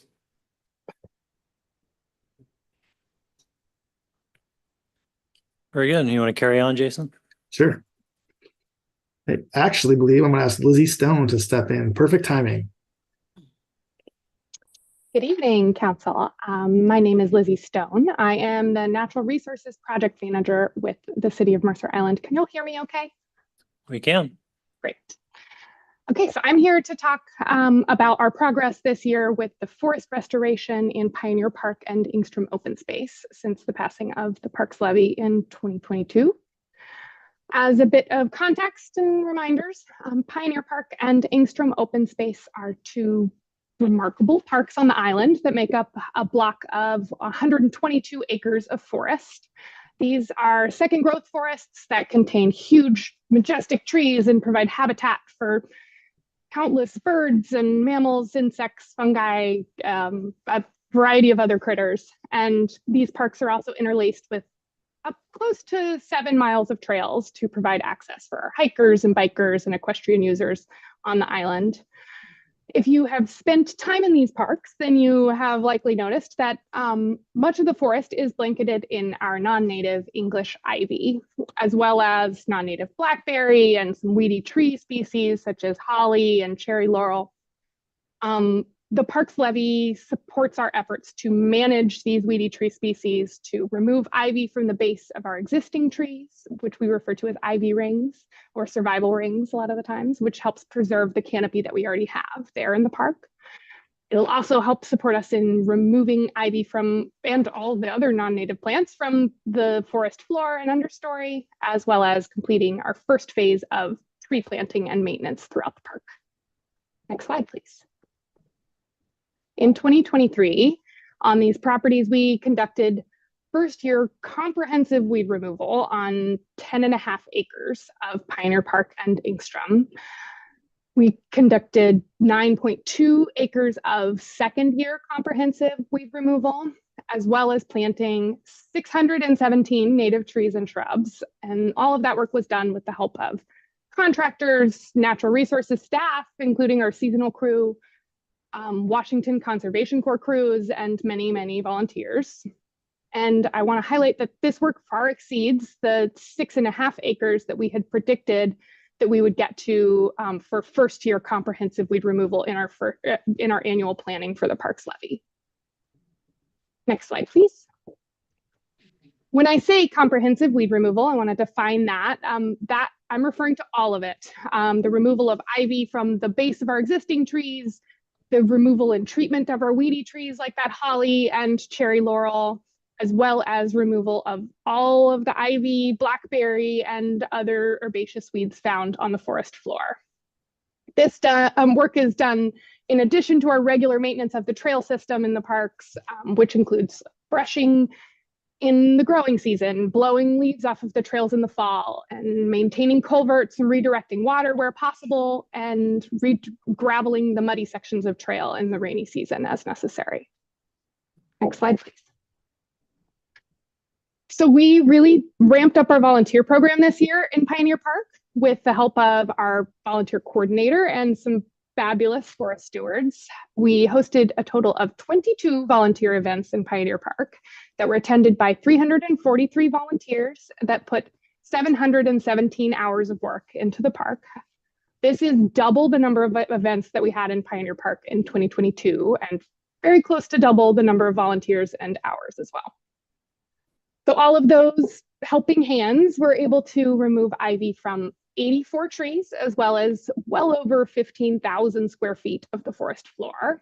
They also planted 242 trees and shrubs in the parks and repaired sections of the trail as well. This levy funding leads to a significant increase in the amount of work that we want to accomplish each year in these parks. And a large amount of that work is done by contractors. We know from the past that it can be challenging to get enough quality bidders when we go to contract out this work. So in response to the levy passing, we have been exploring some new approaches for contracting out this restoration work in Pioneer and Ingstrom. We've had conversations with our contractors that were successful in completing some of our projects in the past, and we got their input on how well our contracting process is working for them and what are the barriers for bidding on restoration projects, what are the challenges they encounter when working with the city's natural resources program. And then as a result of those conversations, we are piloting a new hourly rate approach to contracting out this work. This is in addition to our previous approach to contract out the work as a lump sum bid. Next slide. All right, so additionally, we applied for and were awarded a contract with the Washington Conservation Corps, which is an AmeriCorps program that focuses on restoration work throughout the state. We were awarded 50 crew days on the island in the 2023-24 term. And these AmeriCorps crews have been working in Pioneer Park a lot in November and December. They did repairs on trails, they worked on ivy rings, they planted trees, they also performed comprehensive weed removal, first-year comprehensive removal on almost 2 acres in Pioneer Park Southeast. 1.9 acres, I think, was our total amount there, which was pretty impressive in a short amount of time. So yeah, that sums up my updates on forest management with levy funds, and I'll pass it back to Robbie to close out. Just a quick question for you. Can you clarify winning a contract for 50 days? What does that mean? Sure. So that means that they basically put out a request for or proposals from many different entities throughout the state. We submitted an application trying to justify why we deserve to be able to get these AmeriCorps crews to be able to work with us. There's a pretty high demand for these crews, so I needed to be able to explain why these projects are worthwhile and important, and the diversity of work that we would be able to show, and how it would be a worthwhile experience for these AmeriCorps crew members. So they gave us the contract to be able to have the crews out for 50 days, which is the first time that we've worked directly with the Washington Conservation Corps to be able to have these crews on the island. So feels like a success. So that's a no cost, I'm guessing. No, there is a cost associated. It's greatly subsidized because this is an AmeriCorps program. It's much cheaper than hiring on professional contractors in a normal. Got it. All right, well, nice work on that. Over to you, Robbie. I'm closing out the last slide here, so peek ahead in 2024. I think like you heard earlier from Jason, This is my public engagements regarding design of Road Oak Park, First Hill Park, and Dean's Children's Parks playgrounds. I know Lizzie's got a lot of additional volunteer events for open space management. Folks listening want to sign up. And then also will be additional project development design elements as part of the upcoming capital improvement plan process. And with that, we're happy to take any questions and comments. Yeah, well, looks like Councilmember Reynolds has his hand up. Did we lose you, Councilmember Reynolds? Sorry, I'm here. There you go. My question was for Lizzie. I'm slow getting my hand up. I apologize, but can you just clarify the difference between contracting the work out and sending or hiring contractors and sending out the work for bid? I think you used two different terminologies, or for hourly work versus sending out to bid. Perhaps that was the terminology. And does that have any effect on whether the workers are union workers or not, and whether we're paying prevailing wage or not? Great questions. Yes, so I referred to our hourly rate approach versus our lump sum bid approach. So the way that we have previously always contracted out restoration work is as a lump sum. So each project within a park, we describe the square footage and what we want done there, and then contractors go through and look at the project and send in their bid on how much they think it's going to cost them. And then we choose the lowest bid on. It's a bit more complicated than that, but that's the gist of it. So we are now trying out an approach where we propose a project and contractors are able to bill us hourly based on the amount of time it actually takes them to do the work, as opposed to needing to predict that ahead of time. So it's basically the same potential vendors of the service. They're just paying time and expense versus fixed fees. Is that essentially it? Okay. And to the extent that they're hourly, do we have city staff in there supervising to make sure they're not leaning on their shovels? No. Yes, this is the first time we've done this approach, and I will see how much what the different type of management will look like, but it will likely involve a lot more checking in to ensure that things the work is being done efficiently. Okay, thank you. Okay. I want to very specifically address one of the questions you raised there, Councilmember Reynolds, which is about prevailing wage. Prevailing wage is paid by the city regardless of the type of bidding that we're doing or how a contract is awarded. So if we award a contract to another company where they're paying the workers, they still have to pay prevailing wage, is that correct? Everyone has to pay prevailing wage who works for the city for a public works contract, yes. Okay, thank you.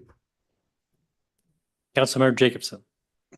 With respect to the hourly rate contracting that you're doing, does any of that also have a not to exceed maximum? And if not, why not? It does. It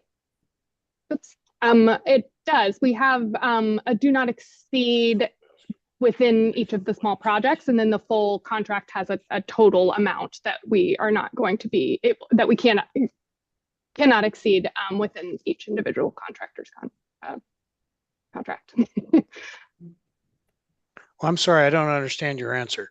Let me try to ask a better question. That question is, if you have gone out and solicited a bid for an hourly rate for landscaping services, and you've entered into a contract with XYZ company to provide those at X dollars per hour, what is part of that contract? Is there a not to exceed hour number on it? Yes, within the contract, we have several different projects, and each project we will come up with the number of hours that we expect it to be. We're going to buffer it a small amount to allow for any unknowns that come up, and that will be the do not exceed amount for that project. Yes, we do a not to exceed number of hours for each project. Yes. Thank you. Okay, Councilmember Weiger. So I have a quick question about those cement bunkers in Luther Burbank. So this is a heads up. I've talked to some of you over the years about this project, and I don't know why they're there, and I don't know why we've not turned that into natural space. So Jason, this is a heads up to you that I'm going to bring it up at the council retreat on March 1st for how to get that on the list and what it might include or why not. So heads up. I don't know why those bunkers are there. I don't know if you want to talk about it now or talk about it later, but this might be the year that I don't back down and keep it on the list somehow, somewhere to get to at some point. We're happy to talk about it. That's a good conversation for later. But we can certainly talk about it. Okay. Yeah. Councilmember Jacobson, Oldham. Yep. Okay. Not seeing anything else. I appreciate everybody for the hard work. Great update. Nice work. Can I sneak in one last one? I apologize. You can. So, sorry about that. This may be a question for Matt or Robbie or someone, I'm not sure, but I'm assuming since we did not do the Dean's Children's Park in 2023, that we have some unused funds this year. Will that automatically be carried forward for 2024, or do we need to have a budget amending resolution or something later this year to make that happen? Councilmember Reynolds, that's a great question. And we will carry those funds forward. So that will be coming to you probably Q2 of this year. So the council will vote to do that, and hopefully it's a fairly routine thing, but yeah. Okay. That's correct. And just so everyone understands, the money that was set aside for the playgrounds remains reserved for playgrounds. It just moves forward to this calendar year. Thank you. Okay, last call. Very well. We now move to other business and planning schedule, and we welcome City Manager Jesse Bond. Actually, nothing for me tonight. I'll just remind you, February 6th is our next city council meeting. Council members of the audience, we're continuing to adjust to our new space here in the Slater Room at the Community Center. So if any of you have feedback or changes, adjustments you need to make, please reach out to City Clerk Andrea Larson. All right. Council, any upcoming council member absences to report? Nope, not seeing any. Excuse me, Mayor. I may or may not be absent from the February 6th meeting, depending on internet connections. Gotcha. If I was in Hawaii, I'd be absent too. I'm definitely not here until. You're definitely not here for February 6th? Yeah, February 6th, I won't be here. Okay, you got that? All right, council member reports. Councilmember Anderall, any items to report? Nothing to report. All right, Councilmember Jacobson. I have nothing to report. I missed a utility board meeting that happened earlier this week, and I'll find out what happened and report next time, or send you Okay. guys an email. I appreciate that. I have nothing to report. Councilmember Reynolds. Stay healthy, everybody. It's pretty lousy feeling like I do. Yeah, here's to that. Deputy Mayor Rosamond. Feel better, Craig. From the PTA council meeting from last week, two thank yous for the staff that I want to pass along. One was for the lights in town center, decorations. People really appreciate those. The second was some new school zone flashing lights at the Northwood area. Parents were appreciative of that, so I just want to pass on to the staff that thank you. Very good. Councilmember Weicker. I just want to thank Jason's team for all the presentations tonight, and the Parks Levy is one of my favorite things we've ever done. But most importantly, this bad weather that we've been having and the team being ready for whatever weather might have come, including snow, which I now consider a 4-letter word in my business. So I really want to thank your team for standing by and being ready, as always, to work with our partners to address whatever emergencies we have. Perfect. Councilmember Weinberg. Yep, nothing to report. Okay, the next hybrid meeting of the City Council is scheduled for Tuesday, February 6th at 2023 at 5 p.m. The time is now 6:58 p.m. The City Council will go into executive session for approximately 90 minutes to discuss with legal counsel pending or potential litigation pursuant to RCW 42.30.110, paren 1, close paren, little I, close paren, and to consider the selection of a site or acquisition of real estate by lease or purchase when public knowledge regarding such consideration would cause a likelihood of increased price pursuant to RCW 42.30.110, paren 1, close paren, little b, close paren. No action will be taken following the executive session. As a reminder, the City Council, please stay seated until the broadcast is terminated. Good evening. Thank you for joining us tonight. Mr. Mayor, you got through that so quickly. Council members, staff, and consultants, we're just a little ahead of schedule tonight. So we'll take a 15-minute dinner break, and we will see everyone in executive session at 7:15.